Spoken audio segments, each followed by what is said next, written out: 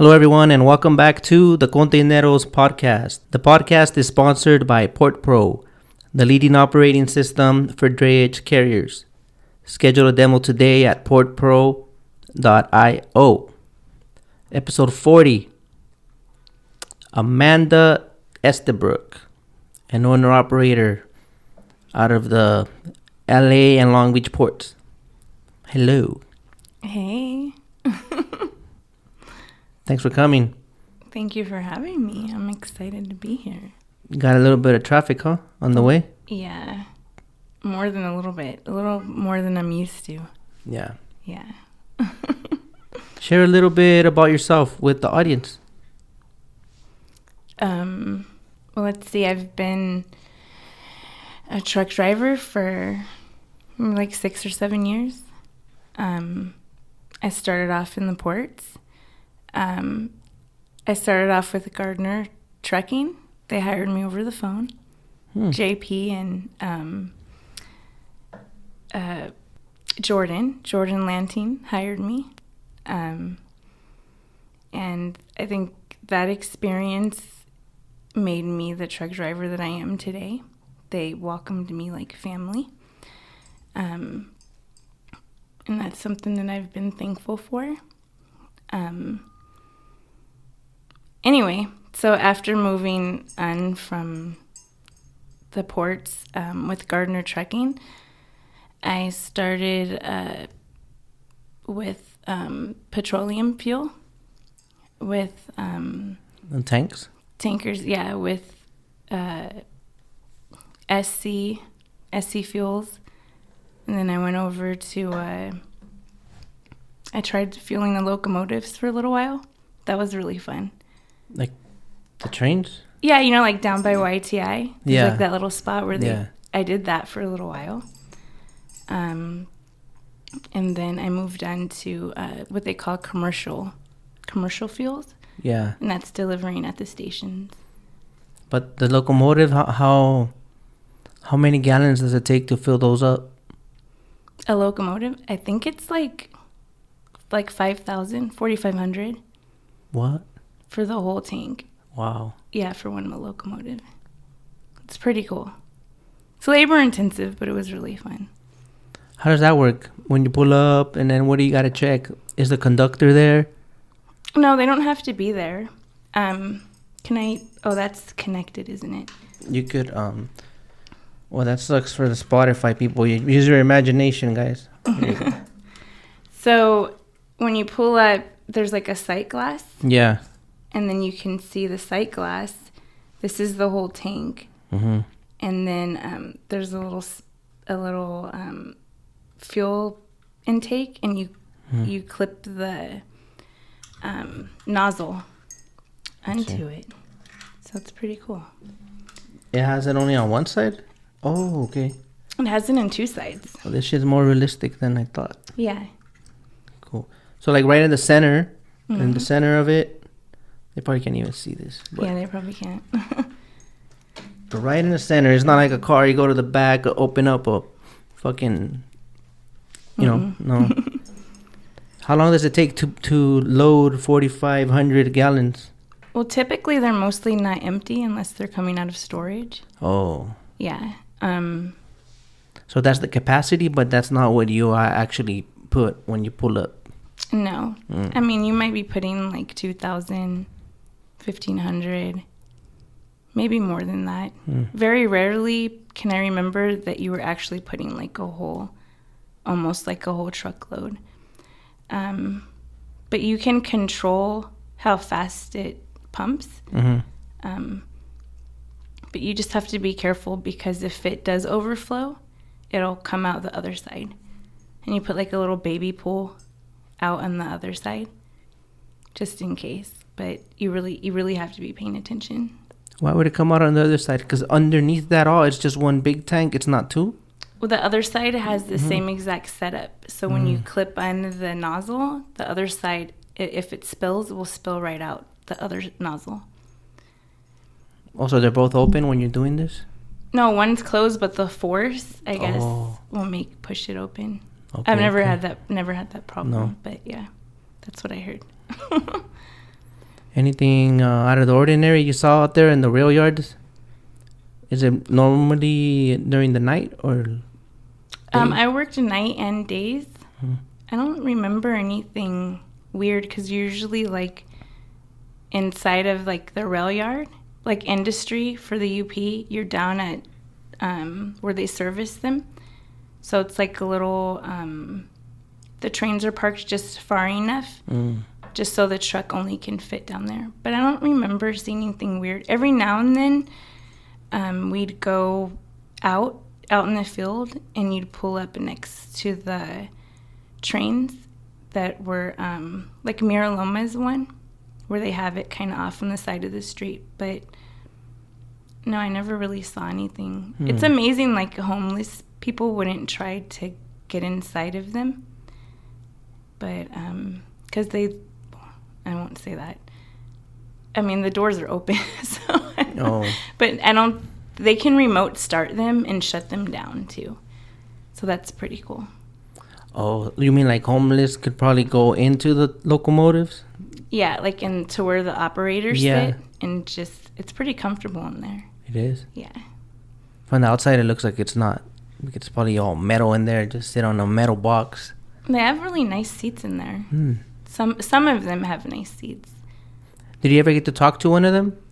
The operator? The operators? Conductor? The engineers? Yeah. Or engineer? Yeah.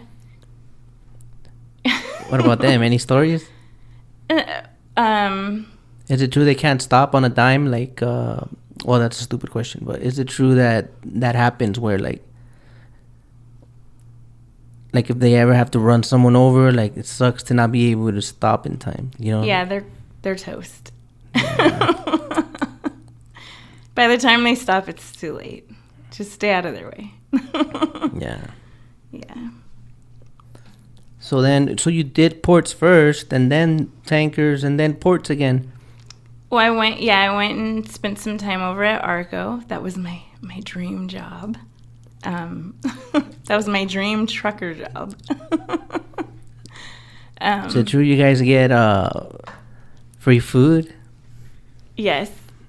Well, I did. Mm-hmm. No, yeah, they give you, free coffee, soda, hamburgers, hot dogs. You can definitely gain weight as a fuel truck driver because of the food that they give you. That's what happened in my case. That's part of the plan for the drivers, or what? Like, that's like an incentive, or? No, I think. Or is it just like they were cool with you, or is that a thing? Well, each station's owned by somebody else, so I guess it just depends on if they like you or not. Yeah. So. I guess it's good not to be liked when you pull up. You know.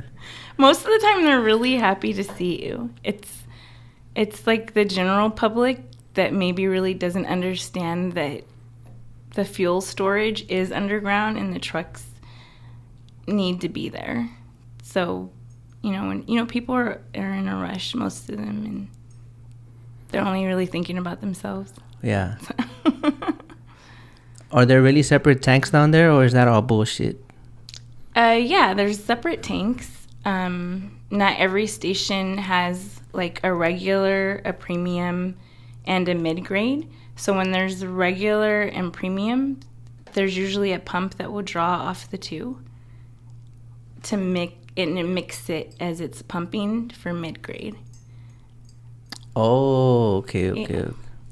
Oh, interesting. Mm-hmm.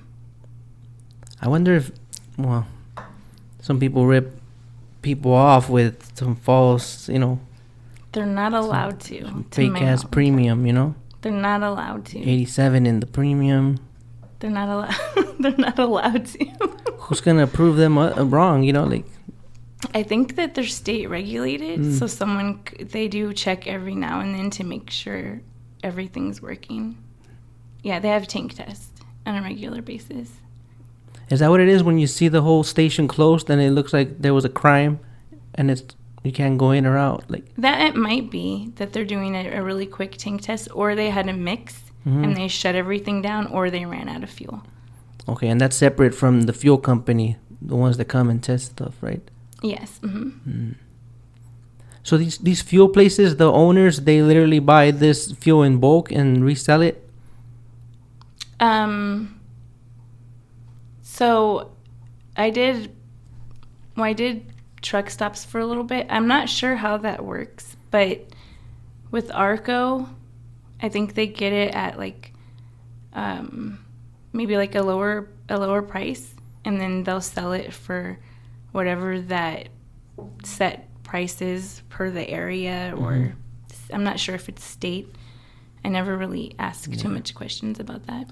I heard they double down, but I may be wrong. You never got a glimpse of any numbers there, like a little something. $2.10 a gallon sold for $4.25. No, I don't think so. I think it's only maybe a little bit under. I don't think it would be too. No, I don't think so. But there's some stations that will have the price considerably lower than other ones. And it's the same tanker. It's the same Crazy. fuel. Yeah. Were you ever paranoid to drive the tanker on New Year's Eve? New Year's Eve? No. That's another myth. 4th of July, I think one night I was running a little bit behind. We were supposed to be back parked by like, I don't know, 7 or 8, and I didn't make it in time. And one station I had pulled up to had already had the doors shut, and like they had like the ice cream refrigerator or freezer moved in front of the door, and I was like, what's going on? It just gets kind of crazy. They like wouldn't let me in the store. I had to slide the paper through through this crack, and I was like, I don't understand. And then the fireworks started, and I was like, oh God, what am I? It sounds like a war zone. So. But you were never paranoid, like, oh shit, I don't want to blow up, you know, like, that's just me. I'm assuming, like, what if like New Year's Eve, one of those stray bullets, because people just go wild, you know? Yeah. Obviously, you're done if one lands in there, but what are the odds, huh? Like, I mean, I've heard stories, but I wasn't really too scared. you never like paranoid, like I'm literally in a rolling fucking bomb. No, I just figured, I live my life, and it was better at that time than being crushed by a container. Yeah. Because that's why I left the ports in the beginning. But you had a scare or what? Yeah, I was. Where was I? I think I was at YTI. And what's the spotter? The guy that's like, Dock signal. Yeah, he's like backing up, and I was like, that's a little weird because he said it was coming down. And I was sitting in the truck, and then he's backing up, and the next thing you know, he takes off running, and I opened the door because I was like, if he's running, I'm not gonna sit here. And then so I get out to go, which is probably the worst thing that you could do. In that moment, you never know. Yeah. So he's screaming at me to stay in the truck, but he runs away. Yeah. So I was like, nah, what's going on? So then I finally decide I'm gonna stay in the truck. So I close the door and I look out the back window, and the containers are just falling. And I was just, luckily there was like a gap. You know how they're empty sometimes. Yeah. And they didn't fall anywhere near the truck, but okay, it's like one bottom, two bottom, three. So there were like one bottom and two bottom. Yeah, there was no containers deck there. Yeah, that spot. Yeah, right next to the chassis. Right next to me was empty, like the two spots, and then I was like, "Oh God!" And I remember driving. Well, I got the load, and I went home, and fucked up the mood. Well, I was just like, I don't want to die like this.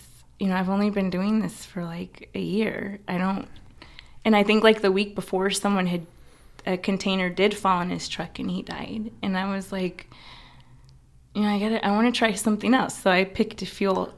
A rolling time bomb. Yeah. But, at least, I was going to say, at least if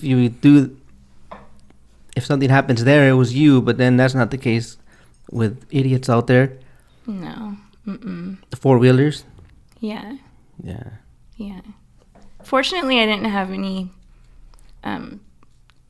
experiences with other cars while driving the fuel trucks. So I'm thankful for that. Like really crazy things happened. Going back to the tanker stuff, like how can you briefly describe the day in the life of a tanker? Is that how I say it, tanker or a tank hauler? What? Yeah, like a gasolineros, dieseleros, hazmat driver, hazmateros. Describe the day in the life. I don't know. Well, you go to the rack. The rack. What's the rack? The rack is basically like the gas station for the tanker trucks. That's funny. So.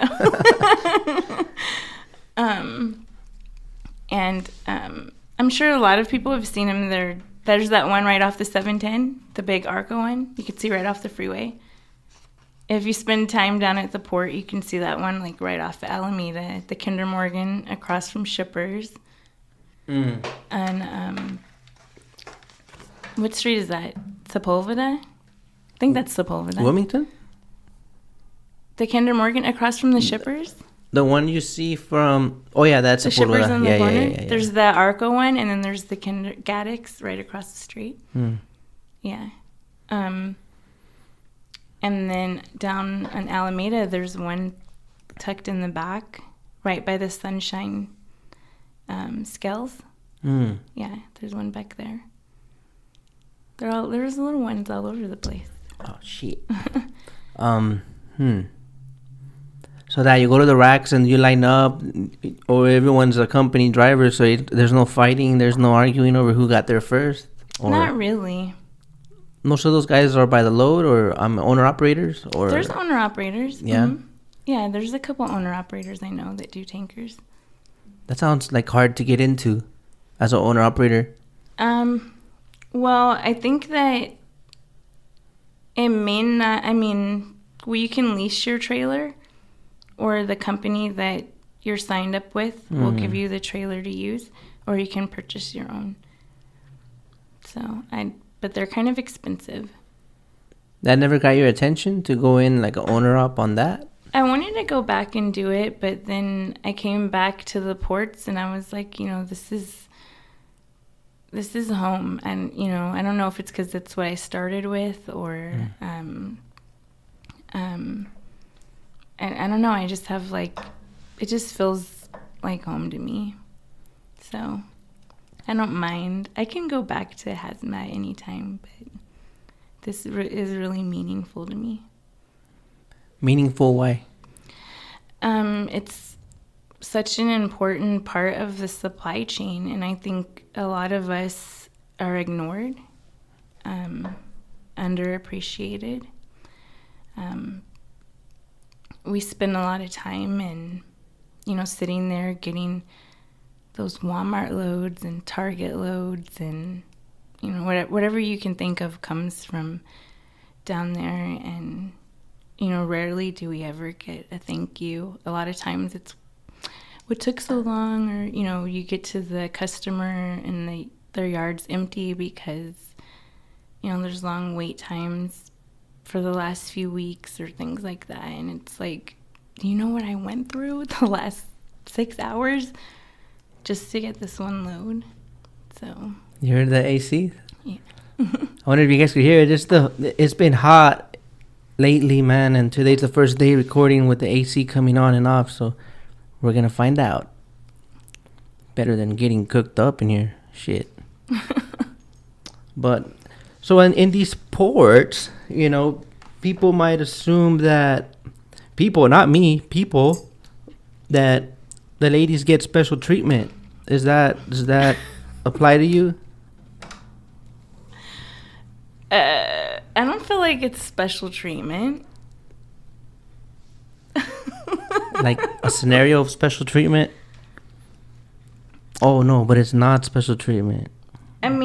I can't control that someone wants to roll the trans over just because I'm cute. I'm just joking. I'm just kidding. Damn, all of us ugly motherfuckers. No wonder. No wonder we've been waiting so long, man. I heard that they do it for some of the cute guys down there. If Let it's me know, a guys. female trans driver. Oh yeah, there are a lot of ladies that do that as well. Oh yes, yeah. Yeah. So on both sides, like heavy equipment, tankers, trucking, women are getting more involved in these jobs that back in the day it was mostly men.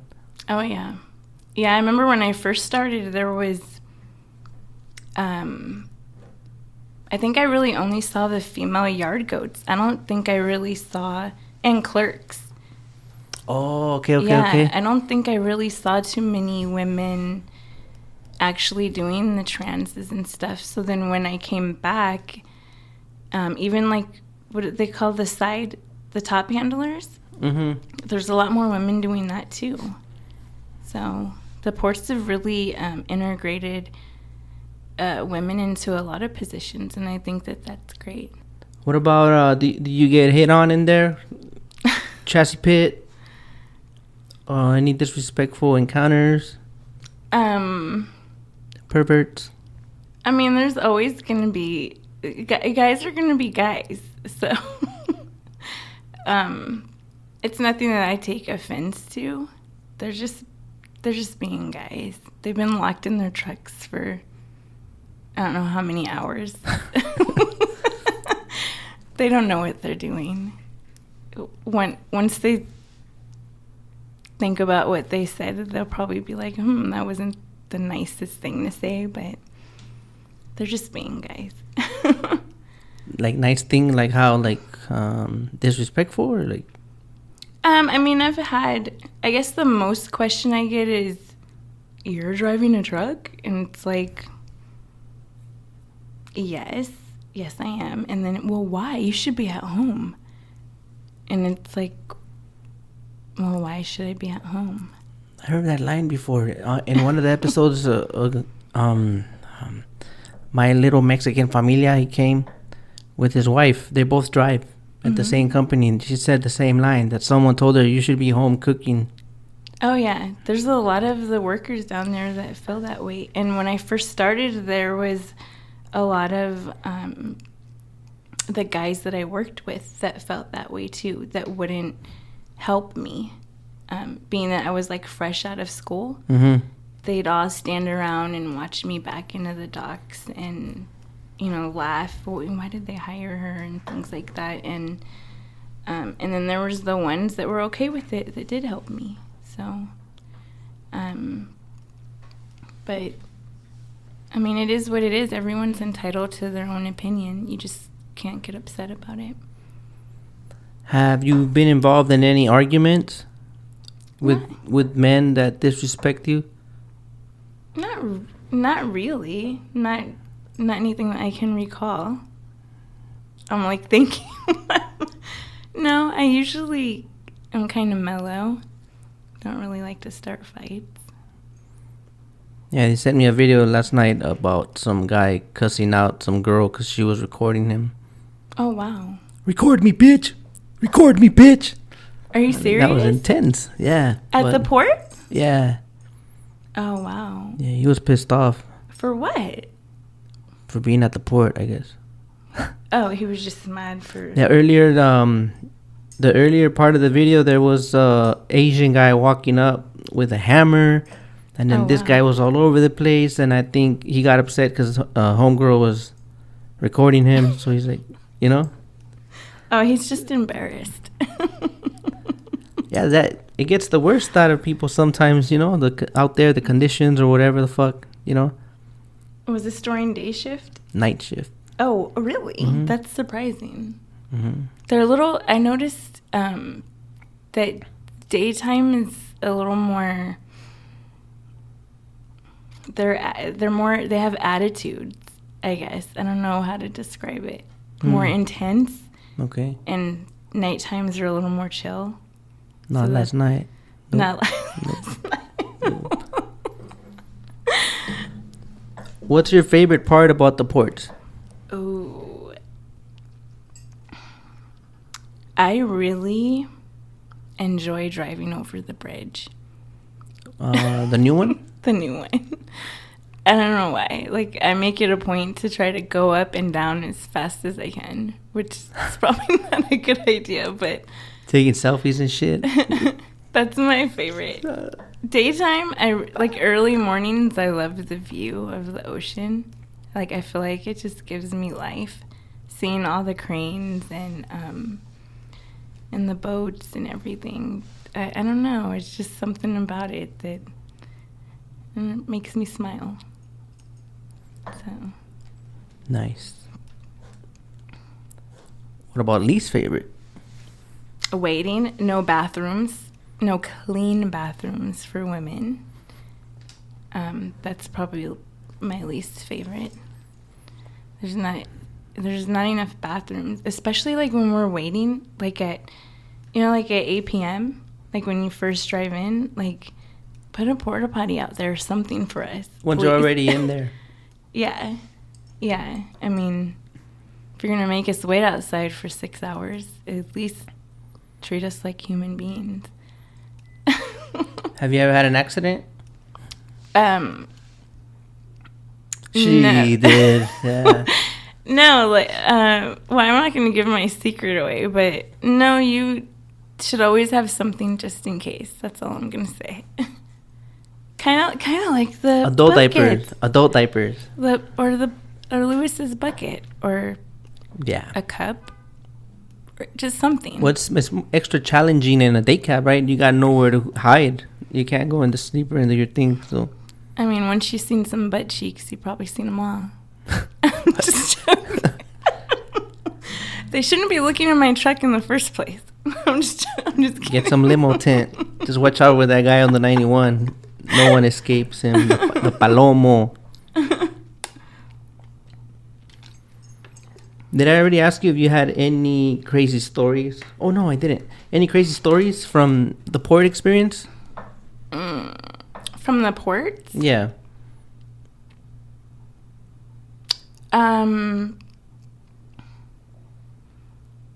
Nothing. The only thing I can think is when the containers almost fell, and I haven't really been around.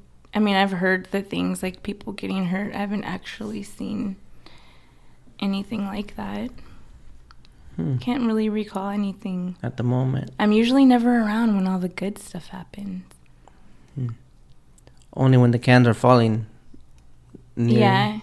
Oh, well, remember that one video I sent you where I'm driving down the 91? I'm driving down the 91 and this tire's rolling by, and I'm like, what? Where? And it's the truck in front of me, and like the whole like tire assembly's falling apart, and the cars are like dodging it, and I'm just like, what? I'm like, I don't know what to do, but so I was just like, we're just gonna roll with it, and hopefully it doesn't hit us, or us meaning the truck. My truck is like a human to me, so. But yeah, I guess that's. I mean, I've seen crazy accidents all the time. That's sad. But I haven't. And I mean, other things. I don't think I should mention it in the podcast. It's rated R sometimes. Okay, well, I mean, I've in the daytime I see a lot of people, men, that like to jack off. I don't know why that's a thing to do in traffic, but Did they already see that a woman's next to them driving? I don't know. So like, or you really catch by surprise? What are you doing looking down at traffic? You should be looking. He's stroking it, and I'm just, I caught it out the corner of my eye, and I was just like, damn. Like, what are you doing? What speed are you guys going at that point? Oh, there was traffic. It was bad traffic on the 710 that day. I'll never forget it.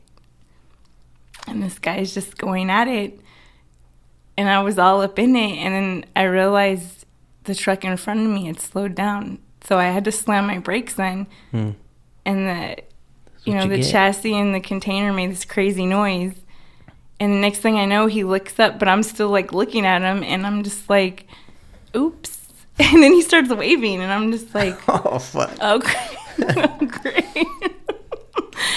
But yeah, so I've seen a couple of those situations. Wow, that was interesting. Yeah. Hey. Oh no, like the loopy loop and PCH. I seen a bum like out in the open just stroking it, just standing there. I was like, "Where's the police?" Like broad daylight, didn't care. He was naked from the waist down, and I didn't have a dash cam back then, but I wish that I had. So, but there's always something going on in Long Beach. So. Wow. Okay, yeah. So you saw that. Sorry. Lewis is like, yeah.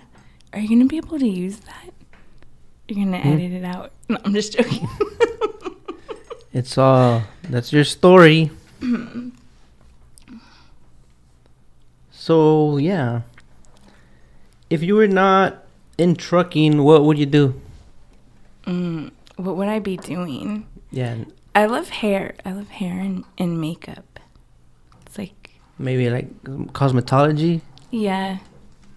Probably. Something like that. I don't know. At the moment, do you have a hobby revolving around that, or it's strictly trucking right now? I've always been into hair, so hair and makeup. That's my thing, I guess. I like doing, for myself, not other people. But primarily right now, I'm concentrating on running my business and growth. So. You are a owner, operator you have own authority. Yes. Mm-hmm. Tell us about that. How has that journey been for you? Well, I started kind of leased onto a company, and then I work with other brokers. So I'm not gonna lie, last year was hard. But I got through it, and I'm new to this, and it's a learning experience. The first couple years, I understand that, and the best thing I can do is ask questions to people that have been doing this longer and pick their brains so that I don't make big mistakes. And the kid's dad's been helps me a lot with paperwork and things that I may not understand or need extra help with. So I'm thankful for that. Oh, is he in trucking as well? No. Oh, okay. He's kind of submerged. He's submerged himself in this and is helping me. He's really business minded, so he's been helping me to make sure, that I keep on track with things and don't spend too much and stuff like that. That's good. Yeah, it's nice to have help. To get the authority, like, who schooled you on that? Like, who said you should get that? So research was something that I did probably for about a year. I had friends that had their own trucks too. So I kind of was like, well, you do it first, and then if it works out for you, then I'll... the guinea pig? Yeah. So then after about a year, when I figured out, okay, these guys are doing it, then I think I can do this. Mm-hmm. But I knew that for flexibility, having your own authority would be best. So that's why I went that way. Was your goal to ever grow a fleet, or just for yourself, make sure you're in a better position? That's my goal. I don't know if I went a whole bunch of trucks. I was thinking maybe 6 or 8 trucks, not too much, but I know that even just 3 trucks can be hard to deal with. So hopefully one day I'll be ready. I don't know right now that I'm ready, but I think that when the opportunity comes, I'll jump in it. Right now, you just want to get your ducks in a row, get some experience with running your own show with one, and then just duplicate that later, like, right? Yeah. Just double down with all that knowledge. Yeah. My thing is to do it as much, with as much cash as possible.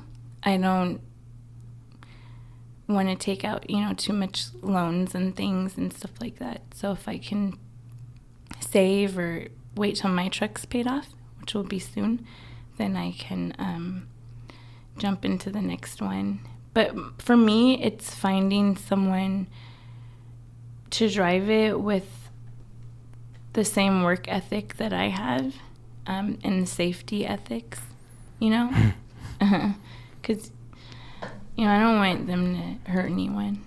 I guess that's my main thing. I understand there's insurance, but insurance isn't going to replace somebody's life. So that's my main concern. When as far as the license, where did you go to get that? How was that journey? So I was looking and I came across the Long Beach City College. They had a truckers program through the HTA, I believe. And I applied. You had to apply. There was a waiting list. They picked me and I went through it. I believe it was like 4 months long. Very informative. I'm glad that I went that way. At that time it was free, which was really nice. We had to pay for just the license and the drug testing and the TWIC card and those little things like that. But for the most part, it was basically free. So that's how I got my license, and I've always been grateful for that program. And I don't believe that they're doing it anymore. Right now, it's like minimum $3,500 to $5,000 to get into a school. Yeah. And I don't think as of February 6th or 7th, they're not letting you go get the license. It has to be through a certified school. Yeah, you can't just roll up with your friend anymore. Mm-hmm. Yeah. That's how my brother passed it. Well, so, okay. That's how a lot of people put their relatives on. They just take the truck, schedule a test date.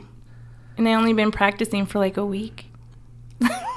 In some cases. I know some guys, they got their license in a week. So. Yeah, I would hope they wouldn't waste my time like that. But no, yeah. Because when you go, you're trying to go and get out of there with a new job, Yeah. I'm a CDL holder now, Oh, yeah, and you can get a job really quick. I was I wasn't even done with school, and Gardner had hired me. I had 2 more weeks of school left, and I couldn't believe it. And I was like, oh, they're just kidding. And then 2 weeks later, they're like, when are you starting? And I'm like, are you serious? Yeah. I haven't even applied to other places yet, so. You definitely got lucky. Yeah. No, blessed. Blessed, yes. Any advice for other women that want to get into trucking? Don't be scared. Don't let anyone tell you that you can't do this, because you can. Understand that it's not a typical job. And it can be very rewarding if you stick with it. And there's going to be good days and bad days. You just got to make it through. And trust it'll be okay. What's a bad day to you? Waiting at tray pack for 10 hours. Trash pack. Trash pack. I don't know. I mean, there's so many things that can happen. You can get a flat tire, the wrong place, the wrong time. I mean, there's so many unforeseen things. I mean, you can only plan your day so much as far as when you're going to get in that truck and when you're going to pull out of your yard. After that, there's no telling what's going to happen. When it comes to, you mentioned tire, when it comes to repairs, have you ever been taken advantage of? Or do you do your research on that as well before you go and invest? I try to do my research, and I have my mechanic. I go to him ask him, does he know someone? Because I know that if he knows someone, that I'm probably getting someone with good intentions. So I usually go with people that someone I know knows, or but it doesn't make me nervous just to call someone randomly. But I usually use like word of mouth from other truck drivers.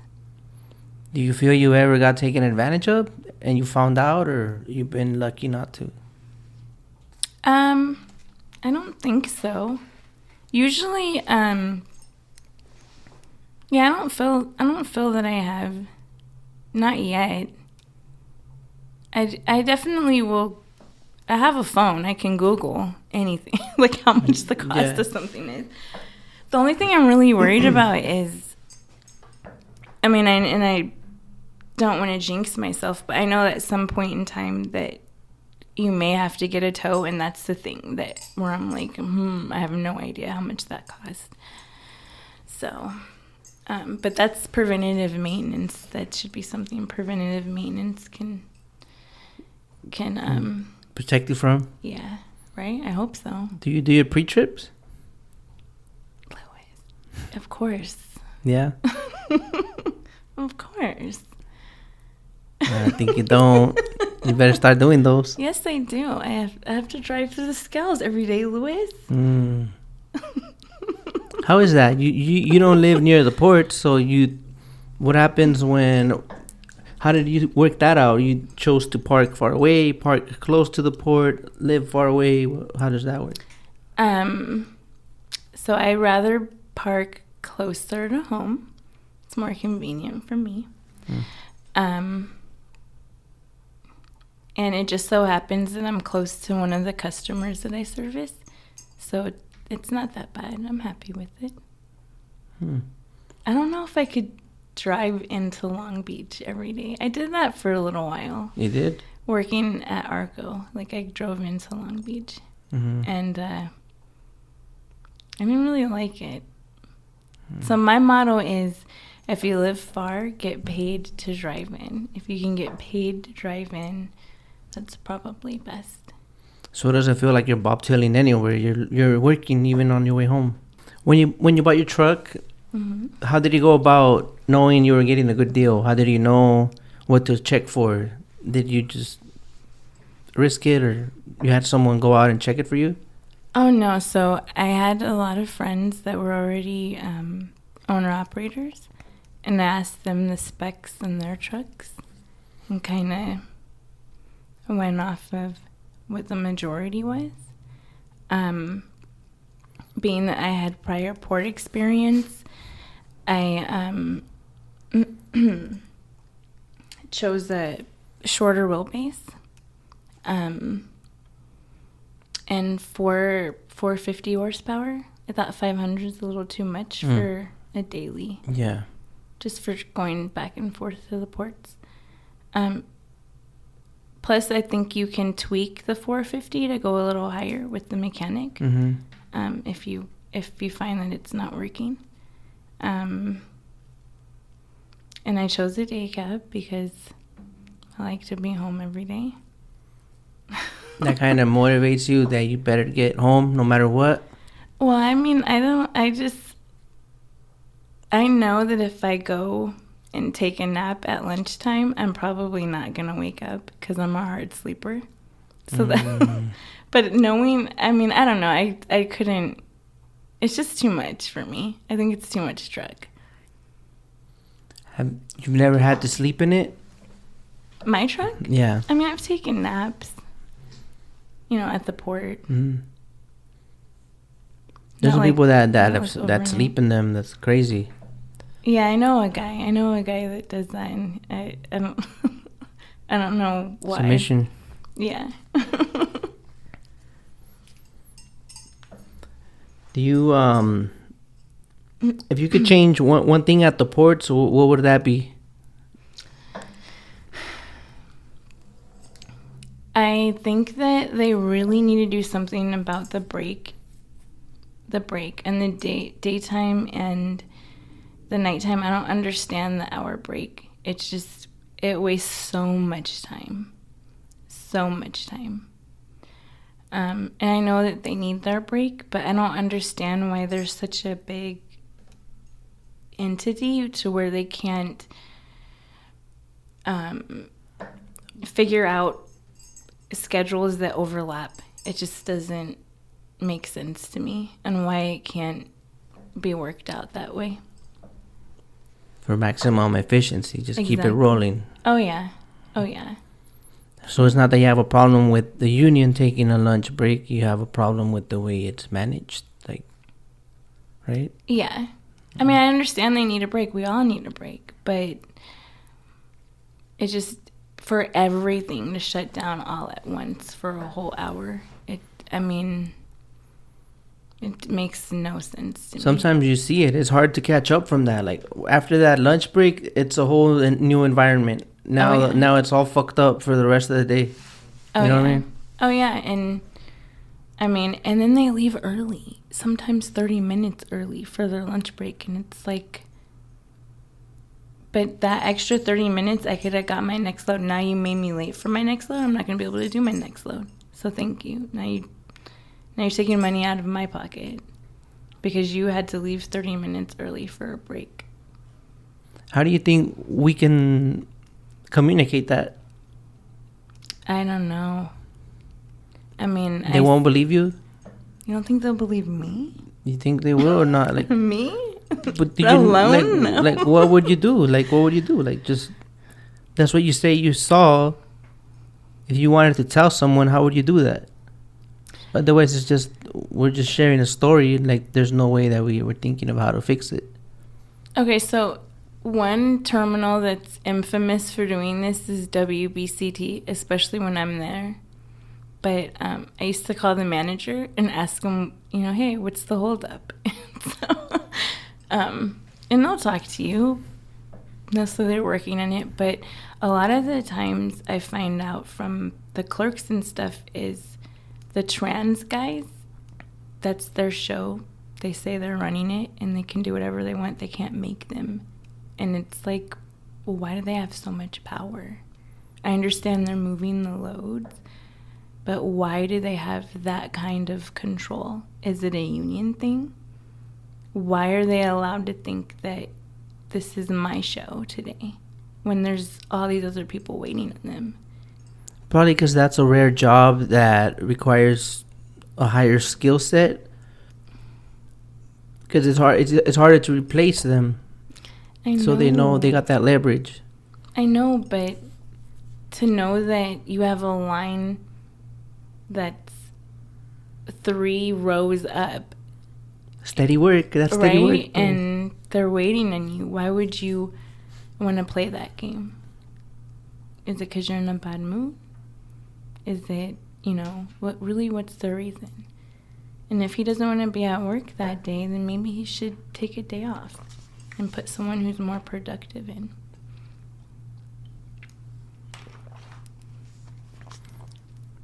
So that's what you would tell them? So, do something about that shift? The breaks? If they can. I mean, the trans guys only work 4 hours a day. And get paid the full 8 hours. Yeah. So that's a good gig, man. But I don't know. I mean, maybe they don't have enough people. So it would be nice to have communication in it. And I think, doesn't the HTA kind of serve as like a liaison with them sometimes? But I know they have meetings. I don't know. I think it's like once a month or what, something like that. But I don't know what they really talk about. I haven't been to one. You haven't been to one? No. I mean, I've been to a couple before, and I know sometimes they have like the superintendents of some of the terminals come. I mean, it might be nice to have a sit down, especially if the drivers owner ops, whatever, are going to show up, you know, so that we could have some clarity on things. And I mean, it's, you know, we can call it a big family meeting. And ask questions directly Yeah. to the people that can. I mean, it doesn't have to be a negative thing. Mm-hmm. It's all in the vibe. Because if we approach them negative, they're not going to listen to us. Yeah, that's true. Yeah. Do you see a lot of other female truckers out there in these ports? Do you find them supportive, or do you guys mean mug each other? Like, oh wow, I don't mean mug anyone, but I see a lot more, and I'm happy to see them. mm-hmm. I'm supportive. I'm proud of them. Like, they don't hate on each other, you think? Like, who knows? I hope that they're not, because this is such a small community. You guys right. should be buddy. make friends. Oh yeah, get phone numbers. That's how you get different jobs in the future, and you know, find out things about, you know, what's going on at different terminals, because those cameras are not right all the time. So make as much contacts as you can. Have you made any friends? Other female truckers? On IG, I have a few friends. I have a few girlfriends. Now you tell me something. Tell me what. Louis? What about, let's go back in time, childhood. Where did you grow up? I grew up in West Covina. I'm surprised my mom didn't try to kill me as a teenager. I was bad. I was very bad. I'm surprised that I'm alive today, to be honest. But I definitely learned a lot at a young age.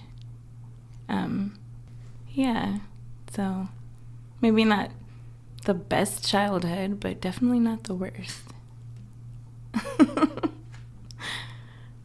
And? I don't know what else to say. Okay. What? You want me to elaborate? Yeah, that would be nice. I mean, we're running through the questions like at 30 seconds each. Yes. I was horrible. No. Mm-hmm. I was horrible. What's a story you remember from that time? Oh, God.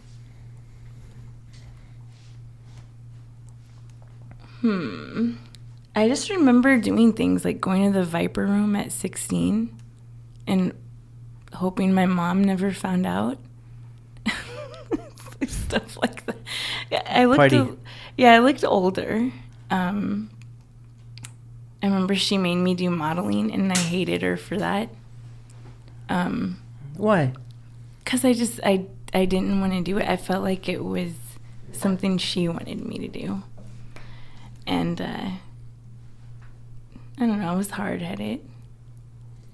What did you want to do then? Party at the Viper Room? Other than that, what else? Modeling was not your thing then? No, I mean, it was fun. I just, I don't know, I was really shy. And then the people I was close with, I felt like they were the ones that really get me. And my mom made me feel a lot like I was raising her. She wasn't a bad mom, but we just bumped heads all the time, and I was always asking, well, why? Like, why are you doing this? Kind of like the kids nowadays are doing, like where they think that, because I look at my daughters now, and they're, especially the two older ones, they don't understand, like, I've went through that already. But I see me and them where I thought my mom didn't know what she was doing. And so I know it's just like a phase. Yeah, so I'm just like, I'm going to let them be. But, yeah, so it was a lot of that growing up. Just wanting to be older when I should have calmed down. So, but... Was your dad in the household? You grew up with your dad too? My dad, he did die when I was a little girl. He died when I was 8 years old. I'm sorry to hear that. Yeah. So it was just my mom. Yeah. Which was probably hard for her because, I was married and had help and things like that. So my kids had no idea. Like, they're never going to go through the things that I went through. So, but yeah, dads are definitely very important. You still have memories, even though you were only 8? Or they're kind of... They're fading now that I'm older. But, That reminded me of that movie Coco. Did you watch Coco? No. What movie? Well, you have to send me the link. Yeah. You'll see. Okay. I think you'll like it. All right. I'll check it out. But... So they're fading away? A little bit. I mean... I'm sure things are distorted the way that I thought, because kids see things in gray. Yeah. I know I don't remember a lot of stuff, but... Yeah, neither do I. Yeah. Yeah. Certain stuff I think maybe I just block it out. Like I know something, I know stuff happened in certain situations, but none of the details are there. Just something feels kind of weird, Yeah. They say that you do that just to protect yourself, like. Possibly. Yeah. That or you've healed. What is that? Like if you had like a traumatic past, maybe you've healed from it, or it could be. I could definitely see a protective kind of. I like definitely see that. Yeah. Yeah. Huh. You think maybe that had something to do with the way you were being all rebellious, maybe?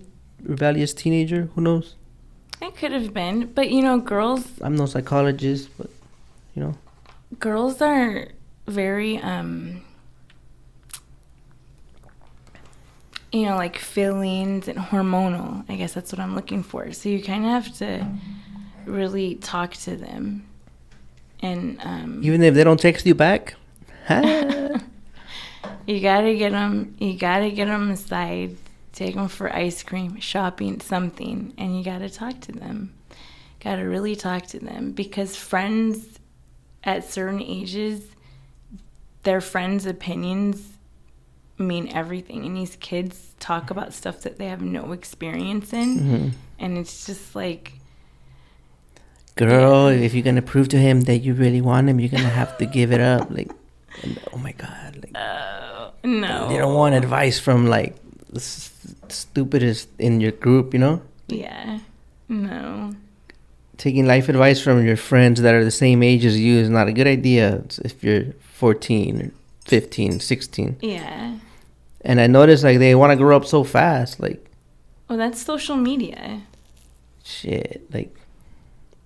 They don't even know. You want to grow up fast, then once you grown, you want to be a little younger, a little longer, Oh, like, yeah. Never happy in the moment, like, never happy with the age we're at. Always in the future or wishing to go back, like, just fucking deal with it right now and make the best of it. But all this stuff you see, it makes you think you want something else other than what you have to be happy. Yeah. Like, you gotta, right? Right, yeah. Have you had to talk with your kids? When's a good age to have the talk? You gotta talk to them. The talk, like. That talk? Mm-hmm. Because times change. Maybe back then it was a little bit later on, maybe 16. Maybe now we gotta do it younger. Or what do you think? Well, I haven't had the talk with my son. But, we don't let them just go anywhere. So you really gotta watch where they're going. Mm. Yeah. And the girls, I know once they get like that little 5 minutes to do something, they're gonna go do it. But, yeah, that's the thing. How do you know which approach to take? Either you like overprotective and the minute they get a chance, they go for it. or give them the liberty to be like, why would I screw this up? Like, they don't feel like they're missing out. It's a horrible analogy, but have you ever had a dog? Yes. That you keep on a leash, literally? The minute it escapes, what does it do? Acts crazy, running down. Fucking all over. Chasing them through the neighborhood? Yeah. Oh. Yeah, you just have to... It's a trust thing, too. And you have to trust that you as a parent are coaching them well. Because that's really all it's about. Yeah. I mean, their kids are going to make mistakes. I guess the thing that you really have to worry about is if they're going to tell you that they made a mistake. So, and that's probably the most important thing. You think you should be their friend or their parent? I know that's kind of trick question. Definitely not their friend. Right. No. I am your mother. A lot of parents, I see them trying to really be yes to everything and the cool parent or the friend, like sometimes you gotta stop. You gotta lay down the rules. Yeah. I mean, the kids, they have lives too. So being okay with certain things, I don't see as a problem. But if you feel like they're taking full advantage, then it's okay to slow it down a little bit. Yeah. Would you be okay if any of your kids wanted to be truck drivers? Oh. I would hope that they'd want to work in the office, maybe. I mean, there's nothing bad about being a truck driver. I don't know if I'd want them to do it, like their whole life. But there's so many other things in the trucking industry that they could do. But I mean, if they want to be inspired by me to drive a truck, I don't see a problem with it. But the whole point in doing this would be growth and to get to somewhere where you can leave a legacy, and that's what I'm focused on. Did I ask why you even ended up in trucking? No, not yet. What did you want to be when you were growing up? Oh, wow. When I was younger, I wanted to be a lawyer. And that didn't happen. Ended up being a stay-at-home mom. I wanted a new car, and the kid's dad said, well, you got to get a job. And it turned into this. So it was I was trying to get a new car, and I ended up being a truck driver. So you're like, what job can I do that I can get in there and start making good money fast? Like, literally, like... I mean... Like, but out of all the things, trucking, why that? I went and I tried to get a job at the mall, and I was like, hey, this isn't going to buy me the new car that I want. So, and for some reason, Class A, I don't know why it kept coming up. I see it as, a sign. It could be a sign from God or whatever you want to say, but something pushed me that way, and ended up being something really, really good for me. So, when I say that trucking's changed my life, it's brought many blessings to me and my family. And I don't regret it at all. You went all the way, that's for sure. On authority and everything. Yeah. It's exciting. It's good now, but any hardships that you've been through and how you overcame As far as trucking Life. or life, I mean, there's everyone, I believe, maybe doesn't start off their adult life the way that they went. I had a child at a young age, had her at 19. Her dad wasn't around. I had to figure things out myself. Luckily, I was able to go to college and live on my own and, have jobs. And then I got married one day and had more babies. But life's not a fairy tale. And nothing is going to be given to you. You have to work for the things that you want.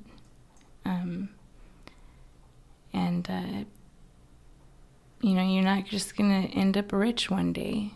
If that's where you want to be in life, find your purpose and work on it. And that's how I feel, and that's what I believe.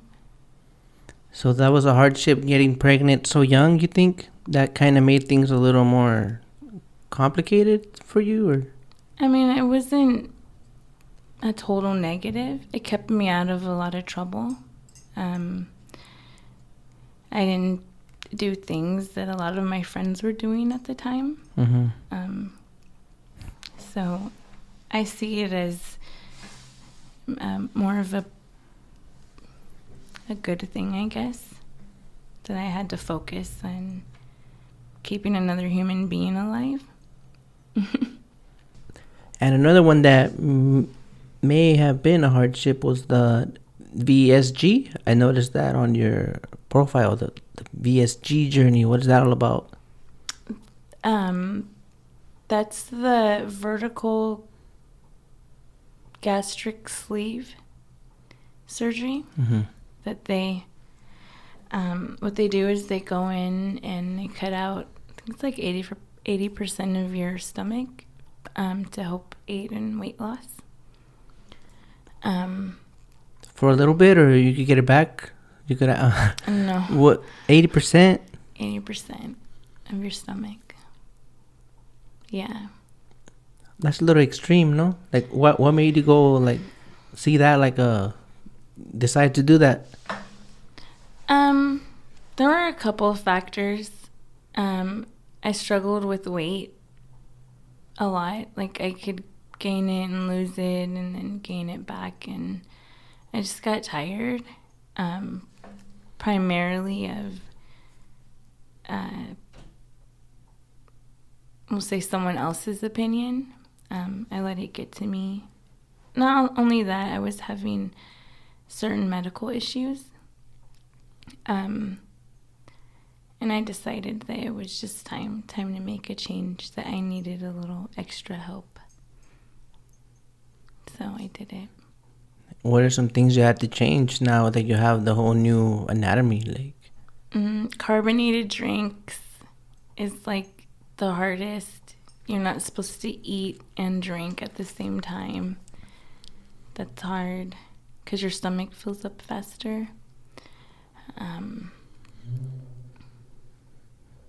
The carbonated drinks, the gas from the carbonation makes your stomach expand and it hurts. oh, really? Yeah. So I don't really drink that much soda. Drinking from a straw can sometimes cause pain because of the air that it traps. Wow. Yeah. I don't really eat red meat because my stomach can't break it down. So it's kind of like starting all over. Like you have a baby stomach until it gets used to, more foods that you eat. Yeah. Can people screw that up and then stretch it out over time? Oh, yeah. Yeah. But then what happens? There's no more, I don't think they'll do the surgery there's again. nothing left to cut anymore. No, but if they haven't done the actual gastric bypass, you can go and get that done if you really wanted to. But it's really like a way of life. You have to. It's not like a diet. You have to change your lifestyle eating. So that's what a lot of people don't understand. So it can be very difficult. A lot of people get depressed because you cannot eat the same, like sugar, things like that. It makes you sick. But they got the weight loss they wanted. Why would they be depressed now? You think you're depressed, so you want to lose weight, and you think you'll be happy once you're fit. I don't think that aids everything, though. It's body dysmorphia. I hope I said that right. Where the change happens so quickly and you still see the old you. I struggled with that a lot in the beginning, where it took like a good 8 months for me to really see the weight change. And even then I was still like, I don't look different. I felt different, but it was, and then it was, I don't like the way that I look. So, I was happy, but it's just a struggle. So you have to really prepare yourself for it. You think sometimes people are just looking for something to dislike? Like, you fix that and now what? Now you... What's Probably. The next thing? Probably. I don't see that as something that some people wouldn't do. But I think some changes for some people can probably get addicting, and then they start doing all the crazy things where they're messing with their face and stuff like that. So you gotta just really take it, one step at a time, and let everything, because you're really not going to get the full results until maybe like a year and a half, 2 years later. So definitely don't rush into adjusting anything else right away. But then just because you lost the weight doesn't mean now you can go back to eating normal. You're stuck with that eating habit or eating lifestyle. Yeah. How do you feel though about that? Do you miss certain foods? I miss eating cereal. You can't have cereal now? I haven't had cereal in like 2 years. Oh, it's been almost 2 years. Why? Because you're not supposed to eat and drink at the same time. So I just stay away from cereal. But cereal has a lot of sugar in it, though. Yeah. But I haven't had cereal since before surgery. So you eat, and when you're done, then you can have your drink. You're supposed to wait like 30 minutes before, 30 minutes after. Oh my God. But I don't wait. Oh, okay. I'm bad. Little sips, I think, is okay. Yeah. But don't. Well, and that's the one thing you can't take a bottle of water and just chug it, because it's much smaller going down, so it just kind of sits here, and it can hurt. Oh yeah. Yeah, and then it the water you have left right there is like less than half of a small water bottle. Mm. Would that fill you up if you chug that right now? So if you drink too much, it will make you will throw up. Oh, wow. It'll just, and you can't control it. It'll just come up. Can you eat so much that it'll rip off inside? And maybe at first, huh? At first, yeah, you have to be really careful. You're in danger? Yeah, because they only staple it shut. So it takes a little while for it to, actually heal together. But yeah, in the beginning, I think I read some stories where people just couldn't stop eating, and it busted their stomach. That's crazy. Yeah. Why you made your decision, and only you know why, why and I'm glad it worked out for you. Thank you. So, what are the cons?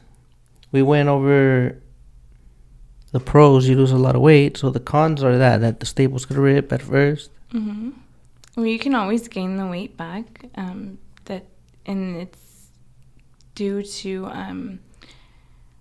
what do they call it? Like grazing. So people will eat like every 2 hours, and that's typically how they'll gain the weight back. Oh, okay. So they'll keep eating like the higher calorie foods like over and over again throughout the day. So if you just eat like 3 meals and stay full, then it's better. Yeah. So they just cram up whatever they can in there, let it clear up, cram up more. They don't allow it to do what it's supposed to do. Yeah, because the food will you can eat so much and then it'll get caught, which you can feel it. You can feel when you're full, and then a couple hours later you can feel it clear, and then it'll just go back and start eating again. And it's like, that's really not what you're supposed to do.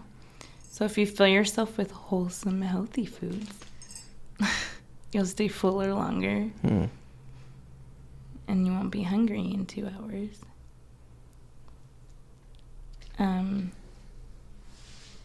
No more Arco foods. No, I haven't eaten hot dogs either. I can't eat hot dogs. They taste so nasty. Hot dogs, tuna fish. No, I don't eat those things anymore. So when you got in shape and all that good stuff, you got the DMs blowing up or what? I don't think so. Would you date a trucker? Like in the same, you know what I mean? In the same field as you? Is that a bad idea? Sure, why not? I'm not opposed to it. Assuming that they met my requirements and were my type. They gotta have a Twix. Yeah. Because, the days that I need off, someone has to drive the truck. No, I'm just kidding. You gonna get a driver at the same time? 2 for 1 special or what? It's a team effort over here. Like, you can't come empty-handed. Can I pay him his waiting time and everything? No, it will be donated time only. Damn. You should be a terminal operator. I'm just kidding. Anything else you want to add? Unless you have, anything else you want to add? Well, I have questions for you. Oh, you're gonna interview me? Does anyone ask you questions when they're here? They do, but I erased them all. Nah, I'm just kidding. Nah. Why? What do you want to ask? Well, I watched. Well, you answered a lot of some of the questions, in a lot of the other podcasts, but I guess, like what? Why? I guess you never expanded. Did you ever have other trucks? No. Never. Oh, okay. We did a little thing one time when I got a taste of it. We got a couple of owner ops together, and we got a small project moving empties. I fucked that up. For some reason, let's say I already knew what we were getting, so I threw a number at the owner ops, like let's just say 250 for an empty, to move an empty from, let's say, like a 11-mile one way, And then last minute, they told us there was loads at that location as well, So the guys would take an empty, get the load, and go drop it in Buena Park. And what happened is that then they're like, oh, well, this is the new rate. They threw a rate. Let's just say they said 300 for empties. So we were giving 250 to the guys, keeping 50. Let's say then now that things switch, they're saying, and how much? 350. So you're thinking that's 350 additional. So you offer the guys an additional, 250 or 3, let's just say, so they could get 500 for the round or whatever, right? Mm-hmm. And that was not the case. It was separate. I mean, it was all in. I mean, do you get it? So if I tell you, you bring the empty for 250 and you get the load for 250, I owe you 500. Yeah. But in reality, I'm only getting 350. So not only am I losing all my payment, I owe you 150 on top of that because I misunderstood. Oh, okay. Yeah, but it was caught in a good time before we took on more. Otherwise, it would have been horrible. Yeah. So basically, it was like a break-even type of shit. Oh, okay. So that's a learning experience. Always ask, is this all in? I mean, is this for, for this specific move or the whole, Yeah. Because you want the situation to be win-win for both parties or anyone involved. So. Yeah, for example, with the empty, you wanted them to take the majority and you dispatch them, make $50 on each one just for quick weekend money. Mm-hmm. That was good. That was working out. What threw us off is that when, oh, by the way, there's loads there. So now we're going to give you 350. So you're like, oh, okay. 350 on, plus 250. Yeah. Yeah, whatever. You get the point, right? Like, horrible. You got to know the details all in. Like, is that something that's negotiated ahead of time?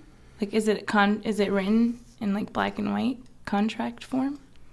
No, this was anything even in text is considered in writing. So yeah, that was like in WhatsApp. Oh wow. Yeah.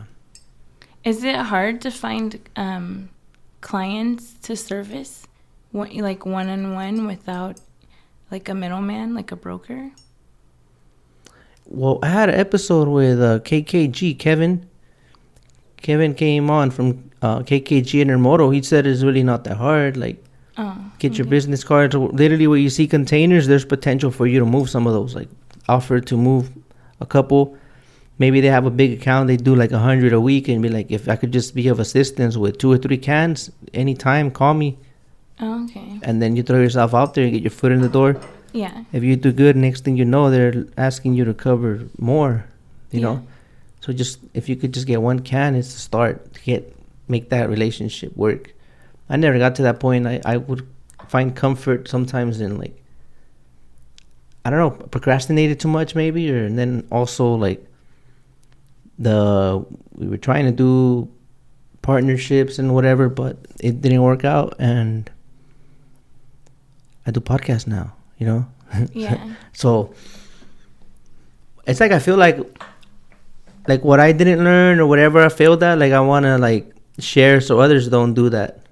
So in a way, I trip out because it's like I was going to, in my mind, like have a successful trucking company and put a lot of people on, and we would all get all these loads,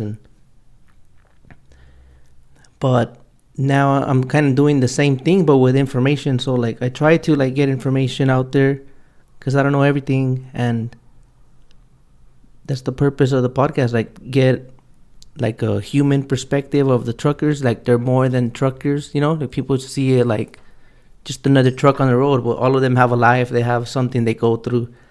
They got stuff they gotta deal with, and I don't discriminate. Like we've had longshoremen on here as well because I want us to understand each other, because I think that's a good role in moving forward. I don't want them to feel like how I would feel, like kind of left out or excluded because I'm not a union member or whatever. So this is more like everyone's welcome in the working class or executives, anyone that has something to say about supply chain, Yeah. Communication. So, of course, I would have wanted to expand, but that was not in the cards, I guess. Who knows, maybe in the future, with a little more knowledge and going direct to what I'm going to do. Not like an experimental, phase. Yeah. That's one thing. I think I did some stuff backwards. I was trying to run, Like, for example, like the office, there's no need for an office if you're not even, you gotta, whatever you invest in, it's gotta be a need. It's not a want. Exactly. Like, your growth will force you to get that. Mm-hmm. Right. Like, you don't try to get an office so it could look nice when you have a prospect come. You know, like, it's stupid. Oh, wow. Yeah, some people think like that too. Like, I got I mean, they've said it as a joke. Like, let me have a meeting in your office. I got this potential customer. Like, what does it matter? Like, you know, like, they think that the office is a deal breaker. Like, if you don't have something to show, like, they don't want to fuck with someone that's working from home. Like, a lot of successful people are running their operation from home. Oh, yeah. Yeah. Yeah. The more profit you keep, the better. Right. Yeah. You start making a little extra money. Now it's all going. Well, wouldn't the customer have, like, their own office? So you can meet them there? Yeah, maybe they want to see what, I don't know, what you're fucking with. Who's this carrier that I'm going to work with? Are they going to potentially leave my loads on the street and they're going to get towed? Are they going to want to pay to take it out? Am I going to be, I don't know. Oh, wow. Wow. Do you get those emails every now and then? Like from brokers, or do you respond to them, or do you see them all like spam, like with distrust? Like, how do you feel when you get those? I get a lot of Amazon spot load emails, like a ton of them. And, you know, sometimes I'll respond to them, but I'm not going to say I'm going to do it for free. And it almost seems like they never respond because maybe the rate I'm asking for is too high. But at the same time, I don't, you know, I need to pick more people's brain who's been in that situation before, because I'm not anyone, I feel like, that knows the whole, you know, what it goes into to actually catering to your own client. So I would definitely not want to make a rate agreement and then not be able to offer it to, you know, other owner operators and then be like, I'm not doing that. Then who's going to end up having to pick up the slack? Me, and I'm only one person. So, yeah. So I've kind of chilled a little bit, but I'm hoping to get back into, you know, trying to figure more things out, because I would want to do things myself, but I'll probably wait another year. Yeah, because even like if you get your concessions and all that, all these appointments, and now there's that CTF shit, there's one more things to worry about. Yeah. Appointment availability, empty returns. If you don't have a yard, you got to go pay for storage. Is your customer going to pay? Going to reimburse you? Mm-hmm. If you pay out of pocket, are you going to add a fee, you know, for advancing the funds? Or are you going to... It's all money.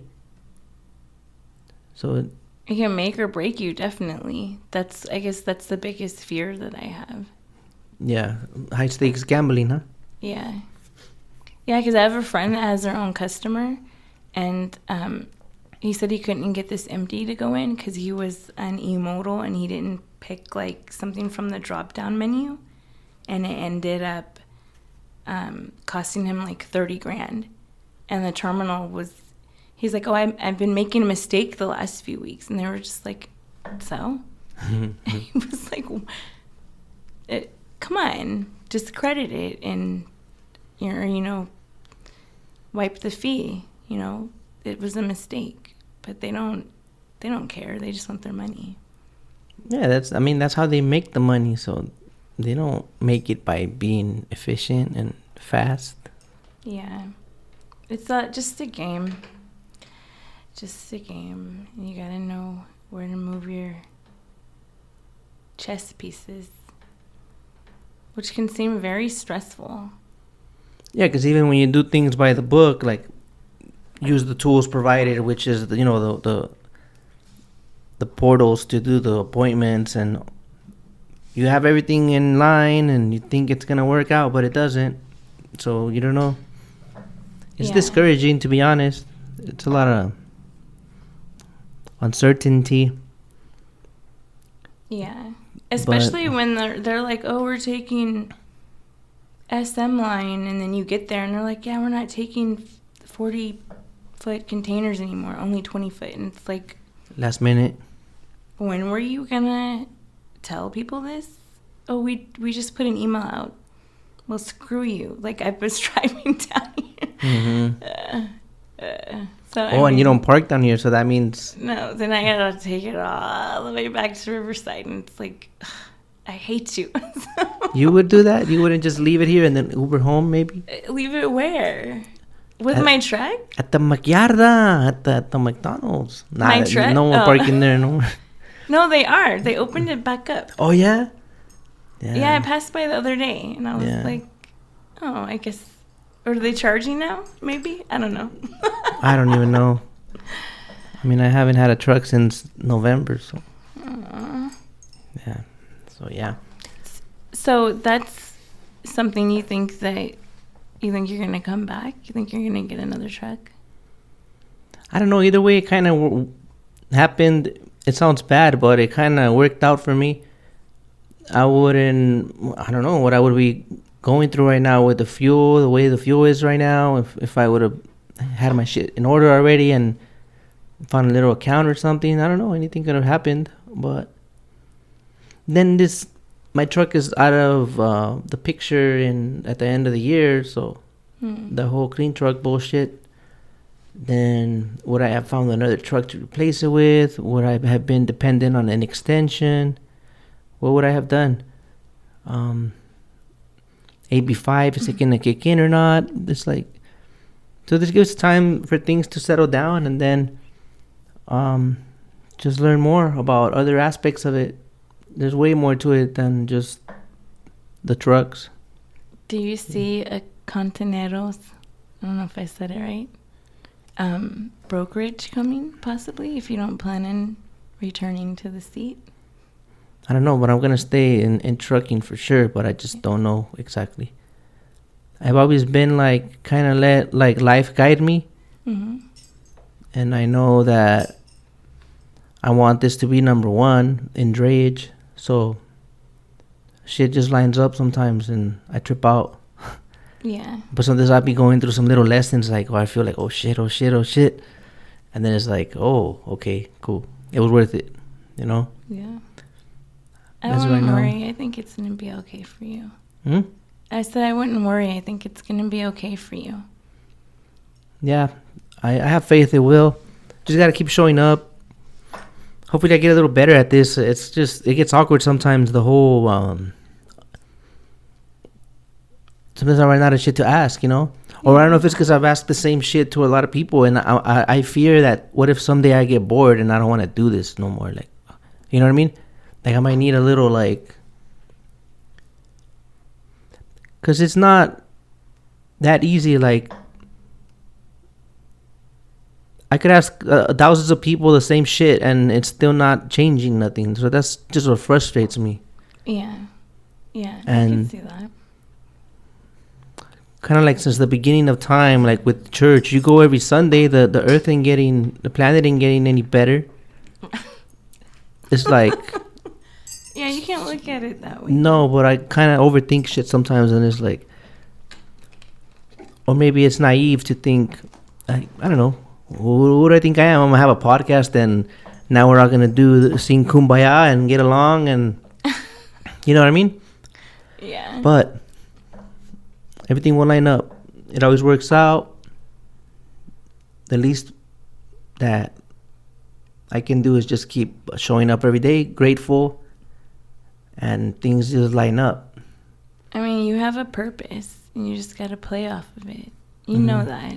And I know you know that. So it's going to work out. Yeah. Like, I can feel it off of you. That was a fucked up ass, that was a fucked up little mystery laugh.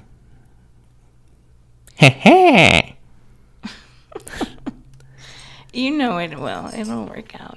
Sometimes it just takes a little while. Like, I really don't know what's wrong. That's the thing. Like, when I think I figure it out, I don't. It's like, it's, I wonder if it's a curse for this career path. Like, or, like, for real, like, what can fix it? There's money behind it. Like, greed always fucks shit up. So, like, as soon as money gets involved, it's someone's gonna feel some type of way, and then that's when tension starts, and it's like, I think you just need to create that bubble of where you surround yourself by people you can trust. And I know that might be hard because I think people are not real about their intentions, but I think that maybe would be a good place to start. But you definitely have a voice in this community, and I definitely would play off of it. So I take it right now, kind of like the news outlet, maybe like Containeroz media or something, just something to get it out there. Like, some people have said that they learned some stuff, so that makes my day. Because sometimes I overthink stuff or over evaluate my performance. Like, I dread the moment sometimes after an interview where I have to edit and hear myself, like, how bad I did. You know what I mean? So it's like, but it comes with time. I mean, I've always been somewhat antisocial, and then I used to depend on drugs and alcohol to be social in a way.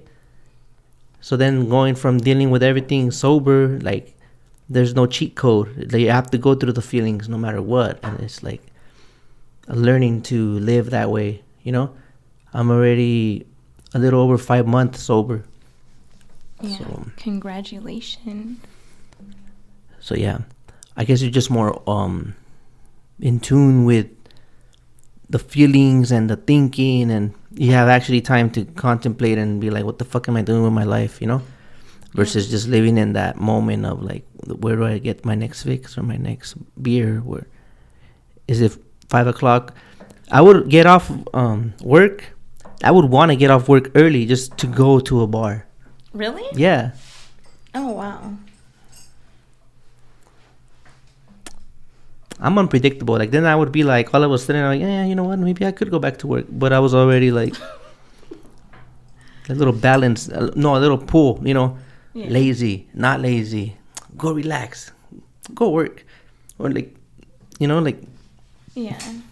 I mean, it's hard, especially when you're working as hard as we are and you were. I mean, and it's stressful, especially when you have your own truck and you're the one doing a lot of you're the one everything counts on. So, I mean, I have the same things I have to deal with too, where I don't want to get out of bed.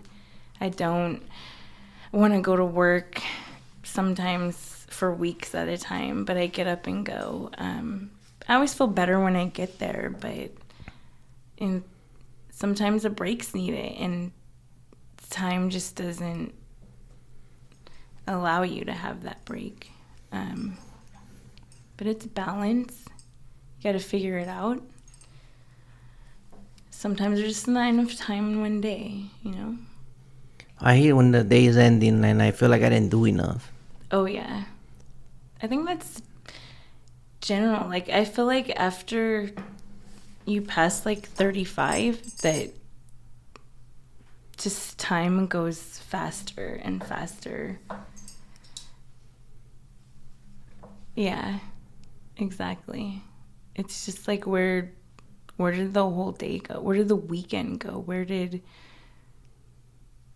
Why? That's just how I feel sometimes.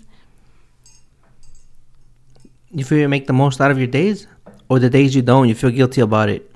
Oh, yeah, totally. I can definitely relate to that. Mm-hmm. Yeah.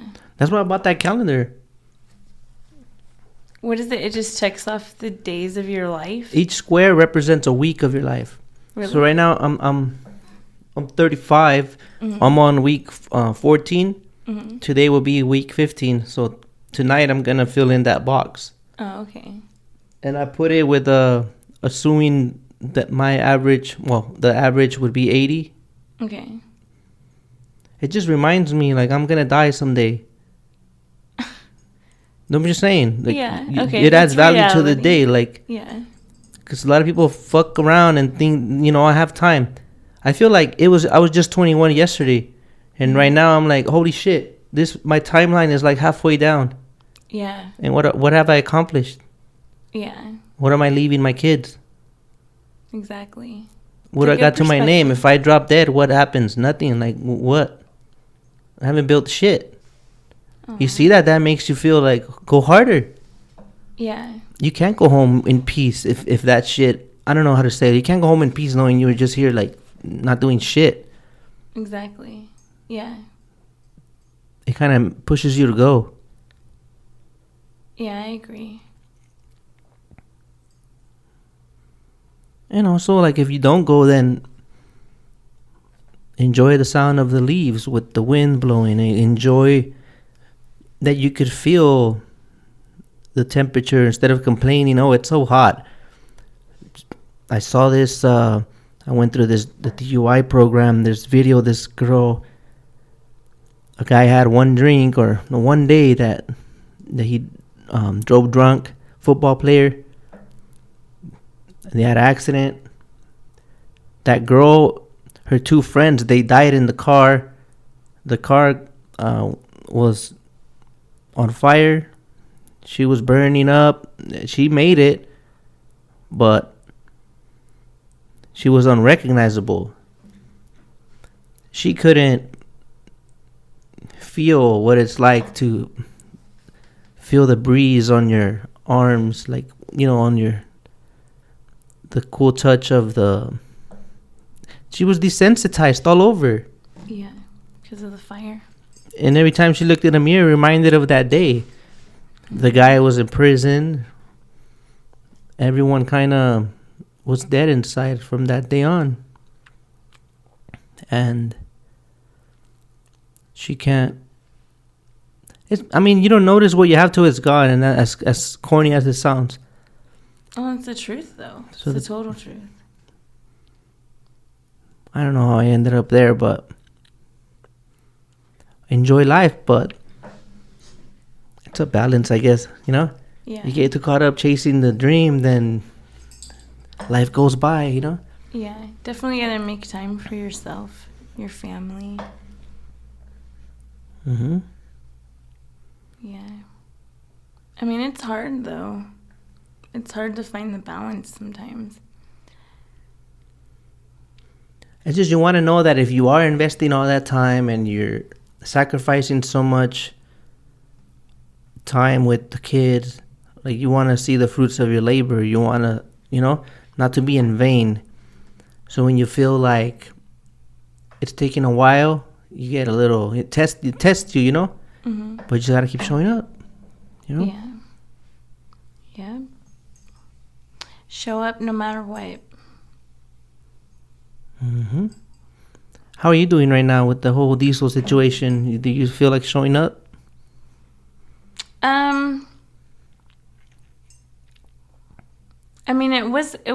I feel like the prices went down a little bit. Mm-hmm. They dropped maybe like 10, 20 cents. Yeah. Or a lot. I don't know. I've just noticed, but it's still up there.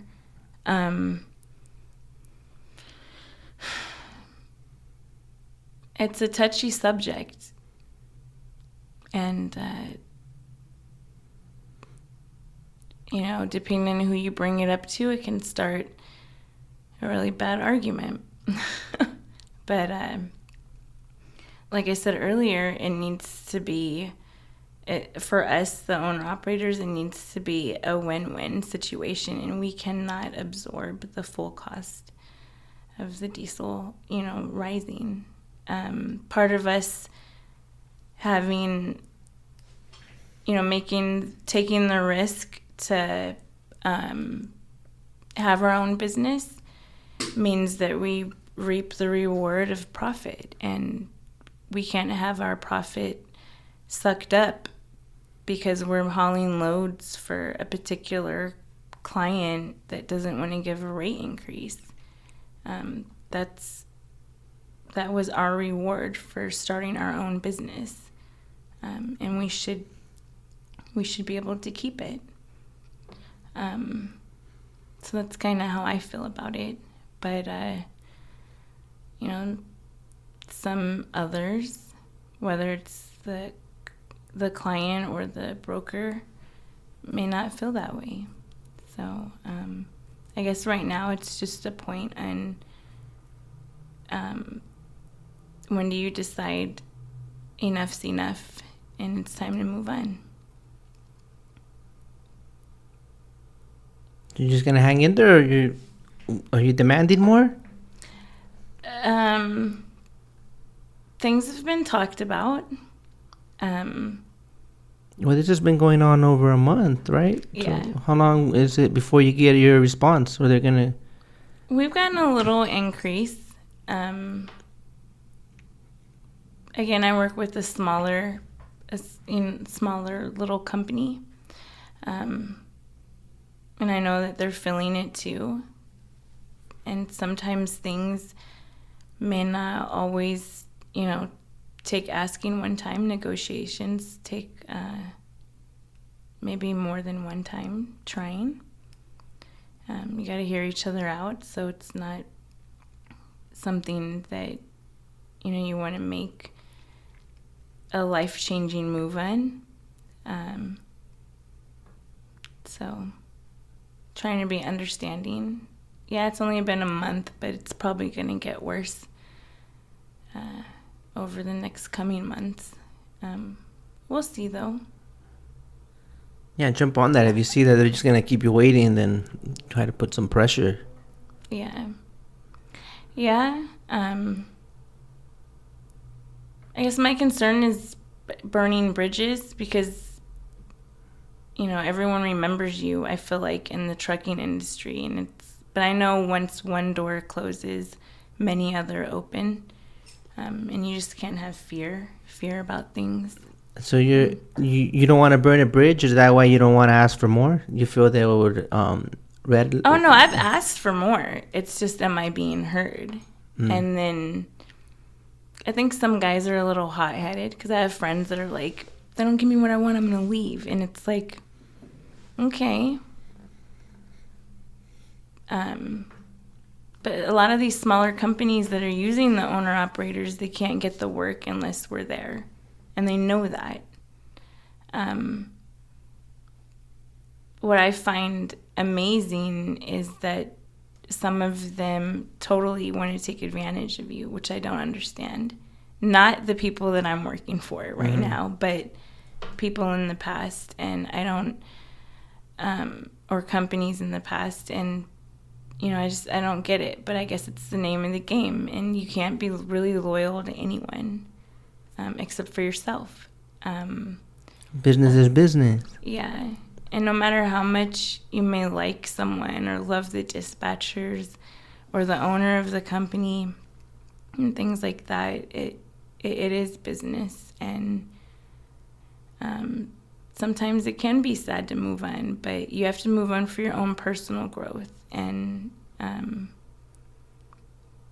maybe later on they'll understand that. If they don't, they don't. And some companies that I have worked for in the past continue to, lowball on the rates. But the problem is that there's always going to be somebody who doesn't know that comes behind you to work for them. And if they're new to this, I think it's awareness getting out to them. And I think that's where you come in, Lewis, is educating the newer owner-operators and, hey, you can't take that 375 load to Fontana because it's not enough.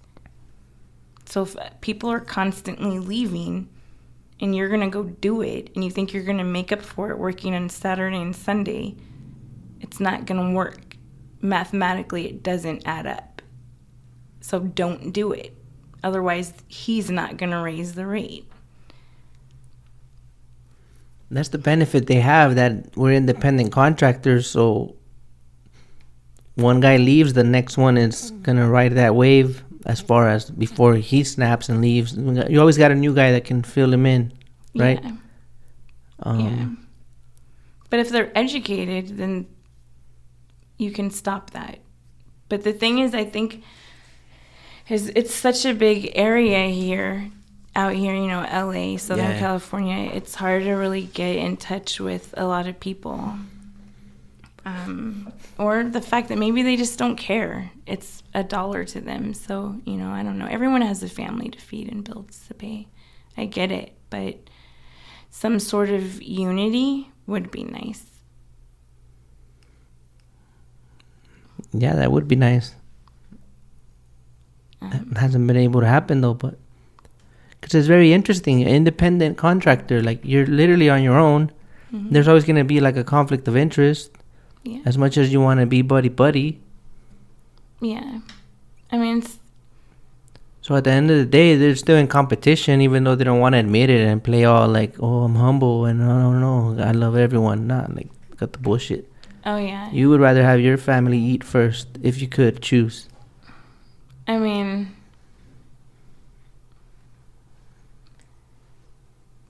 Yeah, I mean, and that's the sad thing, is that your friends are your competition, but the more, you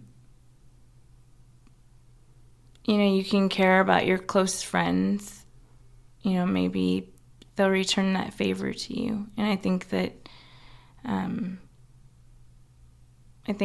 lot of the owner-operators, at least that I know, are pretty compassionate when it comes to each other. And then there's the guys that have been around a while that will watch the younger ones, you know, make mistakes. But, you know, at the end of the day, no one's perfect, and it is a learning. This is, you know, something you have to learn from. Sometimes you got to make your own mistakes. Have you made any mistakes when you started with the own authority?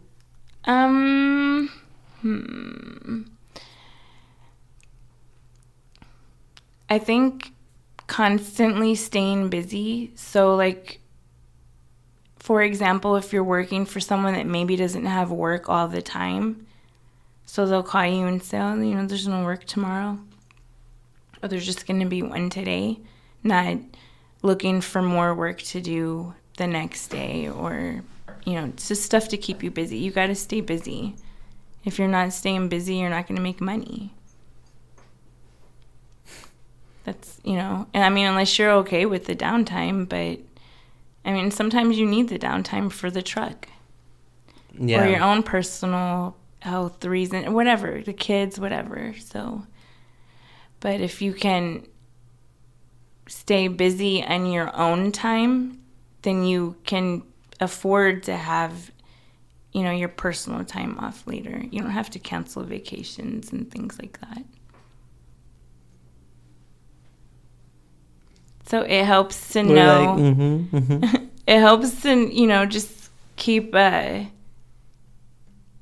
many people's numbers, I would think, you know, people that have loads, things like that, and always stay in contact with people. Contacts is a really big thing, I feel like, being an owner-operator.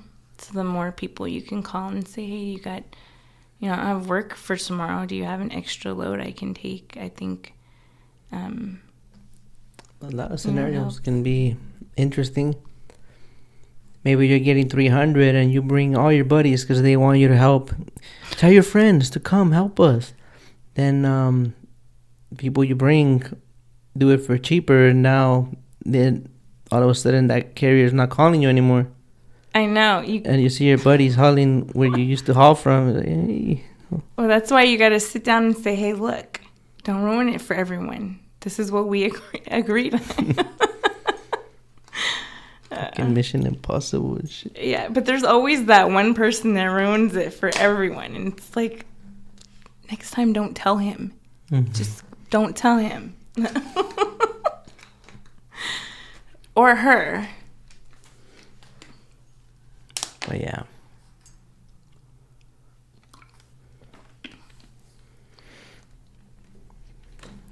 So now, is there anything you want to add? I don't know. I could talk to you forever, but I know I'm just joking. I don't think so. Where can they reach you at then? Do they have any questions? Any other women or men that want to learn more? They can message me on Instagram, and that's Does It Come in Pink or Beauty in the Truck. Yep, that's where they can get a hold of me. Okay, cool. Thank you guys for tuning in. Don't forget to subscribe so you can stay up to date with all the uploads. I think that's how YouTube works. Like, comment, and subscribe. Yeah. All right. Peace. Bye.